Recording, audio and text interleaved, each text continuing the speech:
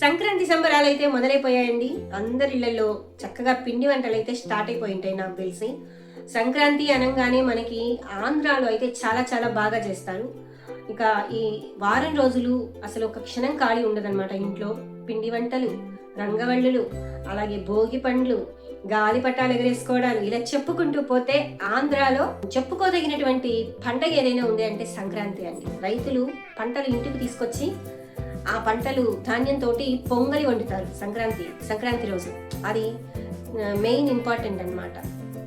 ఇంటికి వచ్చినటువంటి పంటతో చక్కగా ఇంట్లో పండగ చేసుకొని పొంగలి వండి దేవుడికి నైవేద్యం పెడతారు. అయితే ఈరోజు పిండి వంటల్లో మనం స్టార్ట్ చేసేద్దామండి. ఇప్పటికే చాలా లేట్ అయిపోయింది కాబట్టి పిండి వంటలు అంటే ఎక్కువగా ఆంధ్ర వైపు అరిసెలు ఎక్కువ చేసుకుంటూ ఉంటారు. అరిసెలు ప్లస్ జంతికలు, చెక్కిలాలు, అలాగే మా తెలంగాణ వైపు అయితే చెక్కిలాలు, ఆంధ్ర వైపు అయితే